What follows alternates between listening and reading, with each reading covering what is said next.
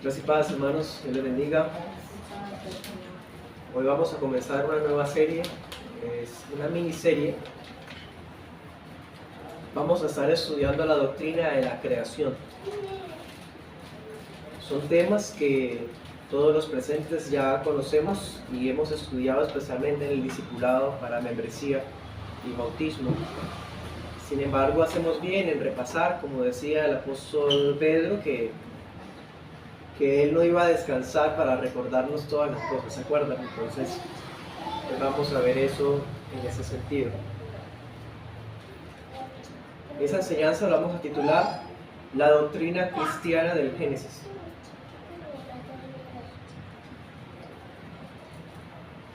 La doctrina cristiana del Génesis. Vamos a Apocalipsis 4:11.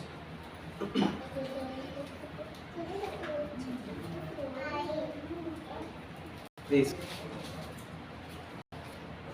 Señor, digno eres de recibir la gloria, la honra y el poder, porque tú creaste todas las cosas y por tu voluntad existen y fueron creadas. Amén. ¿Se acuerdan de Génesis 1? Las Sagradas Escrituras comienzan a contarse en el principio creó Dios. ¿Se acuerdan? Bueno, esa frase está en Génesis 1. Es muy profunda. Incluye algo tan aparentemente básico, sencillo como que fue Dios el que le dio comienzo al tiempo, al espacio y a la materia. Eso implica que solamente Dios es eterno y que toda parte de él tuvo un inicio, toda la creación tuvo un comienzo. Estaremos hablando esta noche en dos puntos. Primer punto, la visión bíblica del origen de todo. La bíblica del origen de todo. Y el segundo punto, veremos el creador y su propósito con todo. Bueno, primer punto. En un determinado punto de la eternidad pasada, a Dios le agradó hacer un despliegue único de omnipotencia. Su gran poder se manifestó y creó el cosmos de la nada. Cosas visibles y cosas invisibles. Hechos 14:15 nos muestra, se los leo.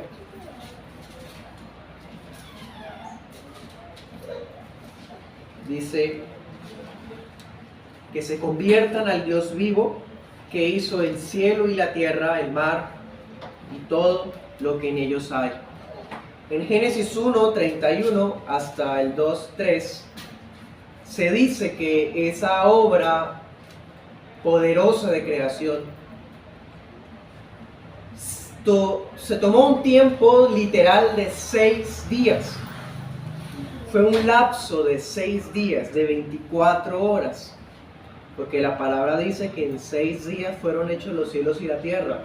Éxodo 20:11, cuando nos habla de acordarnos del día de reposo, dice: porque en 6 días Jehová tu Dios hizo los cielos y la tierra. Entonces se establece textualmente que fueron 6 días.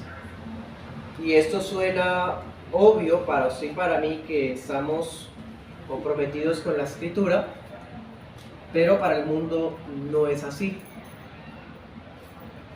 Dios pudo haber creado como todopoderoso todas las cosas con inmediatez. Pudo haber hecho todo en un abrir y cerrar de ojos sin necesidad de durar 7, 6 días. En el mismo instante de haberlo querido, lo hubiera hecho todo, ¿cierto? Pero Dios quiso hacerlo así porque fue su plan eterno, quizás pensando en nosotros, para dejarnos ver que Él creó todas las cosas en un proceso, que Él creó todas las cosas de tal forma que reflejan una secuencia, que reflejan un orden y una sincronización maravillosa. Dios no dependió de materiales, porque creemos que fue todo hecho de la nada. No usó herramientas, sino que le bastó su sola palabra viva para crear todas las cosas. Salmo 33, 4.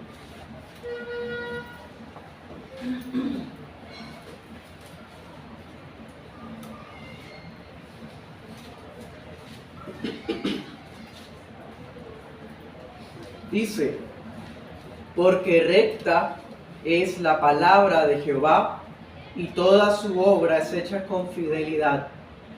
Verso 6. Por la palabra de Jehová fueron hechos los cielos, y todo el ejército de ellos por el aliento de su boca. Anótese otros. Salmo 148, 5. Establece la misma verdad, que Dios creó todo por medio de su palabra. Cuando echamos un ojo al mundo y miramos, por ejemplo, las distintas teorías que hay, pareciera que el mundo tuviera más tiempo del que la Biblia dice. Porque si todo fue creado en 6 días, e hiciéramos algunas cuentas teniendo presente las edades de los patriarcas de Génesis 5, por ejemplo, a uno le daría un resultado entre 6 a 8.000 años. Y eso pues muestra una tierra joven. Pero uno echa un vistazo al mundo y parece que el mundo fuera más viejo. Y el mundo, a través de las ciencias, trata de afirmar eso. Es como si el universo y la tierra tuvieran una apariencia de edad. Y los incrédulos utilizan los fósiles para confirmar eso, como una manera de decir que efectivamente la Tierra tiene muchos millones, billones, y cada año prácticamente le suman millones. Se habla de eones, ya no de siglos, se habla de eones, porque es demasiado tiempo, dicen los científicos, que tiene el universo e incluso la Tierra. Pero nosotros estudiamos 2 de Pedro 3, del 5 al 6, y en ese pasaje dice que Dios no ha dejado el mundo tal cual como cuando lo creó, sino que ha intervenido a través de juicio. Y un juicio de esos fue el diluvio. No podríamos pensar que, por ejemplo, el descubrimiento de fósiles y eso que arroja que tiene tantos siglos, no responderá más bien a la transformación natural, geológica, que sufrió la tierra después del diluvio.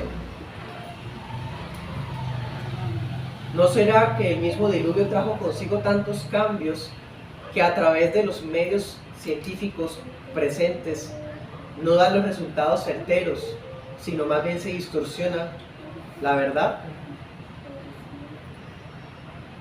Hay un detalle muy interesante, les cito al doctor Williamson, abro comillas, ojo con esto: si Dios creó a Adán como una persona adulta, hubiera tenido la apariencia que un adulto tiene ahora, que realmente no hubiera tenido un periodo largo anterior de desarrollo, cierro comillas.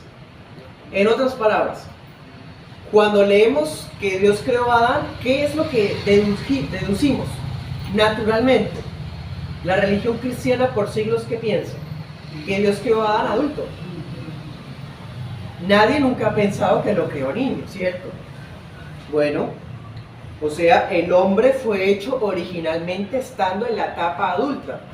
Y para usted y para mí la adultez viene más allá de pronto de los 20, de los 30, y en ese entonces quizás abarcaba más allá de los 40. Bueno, como sea, Adán aparentaba más edad de la que tendría algunos años escasos. Así ocurre con la tierra. Dios la creó con apariencia de mucho tiempo, porque la creó de una vez para habitarla. La creó de tal forma que su diseño responde a poder albergar vida. Por eso aparenta tanto tiempo. Bien, bastante interesante. Esa es la visión bíblica del origen de todo. Todo fue creado de la nada, por medio de la palabra, y en 6 días literales. Cosas aparentemente básicas, pero hermanos, no se imaginan cuántos ataques se reciben esto todos los días en los colegios. A nuestros niños en las escuelas públicas manipuladas por el Estado y los efectos del socialismo y de la secularización, se enseña que el mundo tuvo millones de años, que surgió de un Big Bang hace mucho tiempo y que la Tierra es producto básicamente del azar. Y la vida viene siendo una especie de cóctel químico que surgió de, mejor dicho, de mezclas y de factores. Eso nos enseña la Biblia. Segundo punto, el Creador y su propósito con todo. Vamos a Juan 1:1.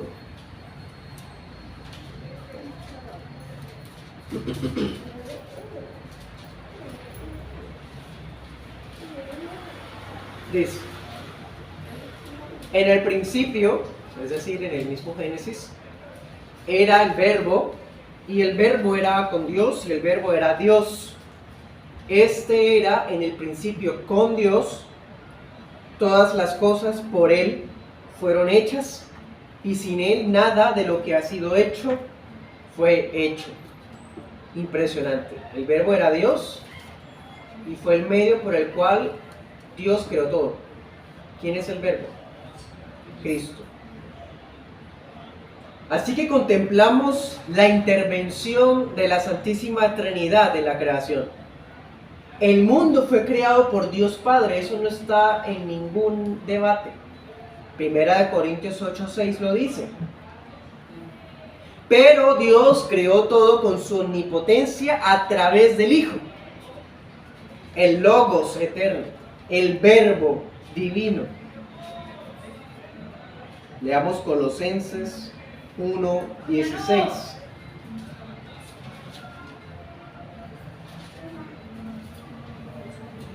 Dice, en Él, en el Hijo, fueron creadas todas las cosas, las que hay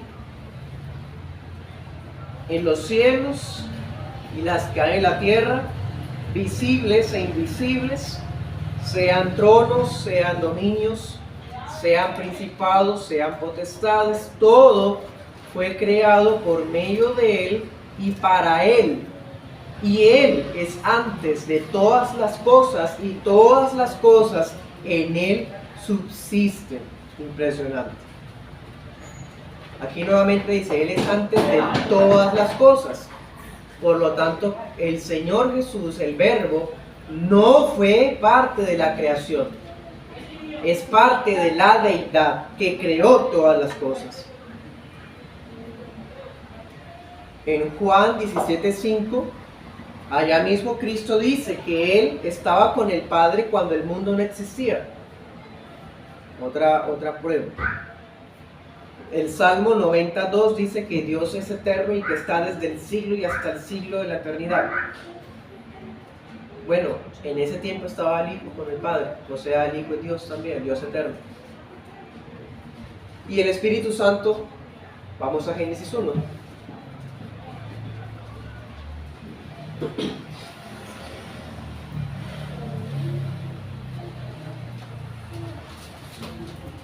Dice, en el principio creó Dios los cielos y la tierra estaba desordenada y vacía, y las tinieblas estaban sobre la faz del abismo, y el Espíritu de Dios se movía sobre la faz de las aguas. Y dijo Dios, sea la luz, y fue la luz.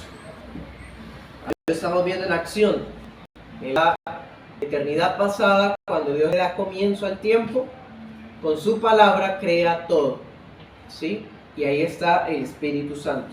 Esa palabra, cuando dice que se movía sobre la faz de las aguas es un término hebreo muy profundo. Y ese término da a entender como cuando un ave empolla sus huevos para darles vida. Entonces es como si el Espíritu Santo hubiese actuado como un ave empollando al mundo para que el mundo fuera apto para la vida, para que el mundo tuviera la belleza que hoy podemos contemplar. Entonces, ¿quién es el que le da vida y color a la creación? El Espíritu Santo. Hay más textos, anote este, Salmo 104, 30.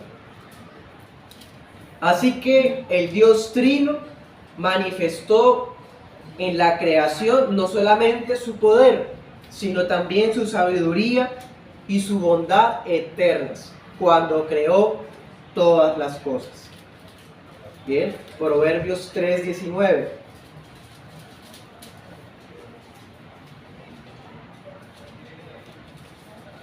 Dice: Jehová con sabiduría fundó la tierra, afirmó los cielos con inteligencia, con su ciencia los abismos fueron divididos y destilan rocío los cielos. Bien, inteligencia, sabiduría, en fin. Anoten este otro, Jeremías 10:12.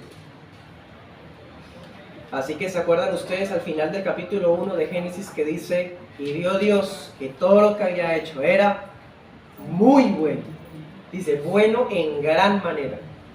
Bueno, el poder, la sabiduría, la bondad del Dios Trino culminó en la obra creadora que Dios estuvo satisfecho con lo que hizo. Pero ahora surge una pregunta: ¿para qué creó todo?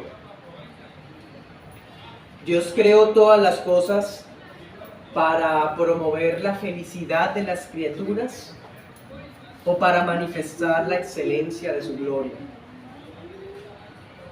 Bueno, creería que ambas cosas van de la mano, porque si Dios manifiesta su gloria y nosotros lo glorificamos, entonces sí seremos felices. De todas formas, la manera en que respondemos a esa pregunta va a decir mucho de cómo usted y yo miramos el mundo. Si Dios creó todo para nuestro bien o para mostrar su gloria. Depende su enfoque, su perspectiva, dirá cómo usted interpreta la providencia de Dios. Cito al doctor Hodge, siglo XIX, abro comillas: Dios como soberano y como creador absoluto no puede tener fines o motivos para obrar que se hallen fuera de él. Cierro comillas. Así que es preferible decir que creó todo para su gloria, primeramente. Rechazamos esa aparente necesidad de conciliar las verdades bíblicas con los supuestos descubrimientos científicos, porque estos últimos tienden a negar las verdades bíblicas. Y por otro lado, los descubrimientos científicos tienen la característica de ser mejorables, de tal forma que lo que no se descubrió hace 100 años, se descubrirá este siglo. Y lo que se descubrió hace un siglo, este año se corrigió. Así que la ciencia es mejorable, pero la revelación dada en las Escrituras no. Por lo tanto, rechazamos la evolución darwinista, que llega a decir que un reptil gigante se transforma en un pollo, una transformación y mutación de especies, lo cual no es nada científico, no es observable, no hay pruebas de eso. Que dice que el cosmos tiene eones, lo que decíamos ahorita, que tiene millones y millones y millones, y cada vez hay más años que les añaden. Ahora se está proponiendo la existencia de un multiverso, como si hubiesen distintas dimensiones o algo así. Otros, más filosóficos, piensan que el mundo ya existía, pero existía en un ámbito espiritual y que el mundo creado es lo espiritual vuelto físico. Eso viene de las filosofías griegas. En fin, todas esas ideas son netamente anticristianas y por lo tanto nosotros las rechazamos. Aquellos que tenemos una visión ortodoxa del mundo, predicamos en contra de estas cosas. Bien, y para terminar, digo lo siguiente.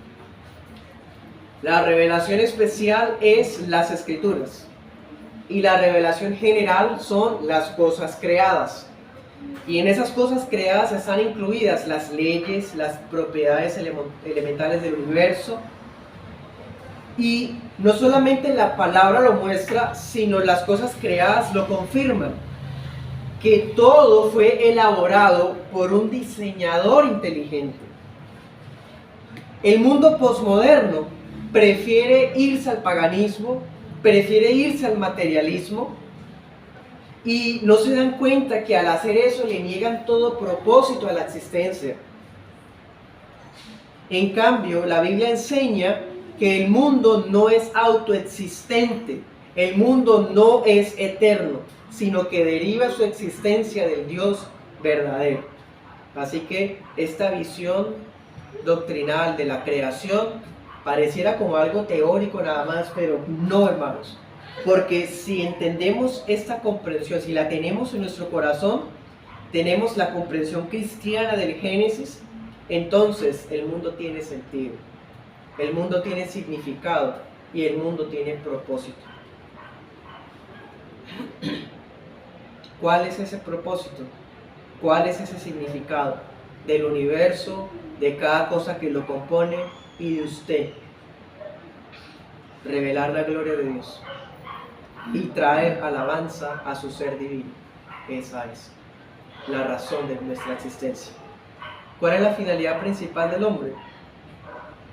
Glorificar a Dios y disfrutar de Él para siempre. Sin Dios no hay propósito, no lo hay.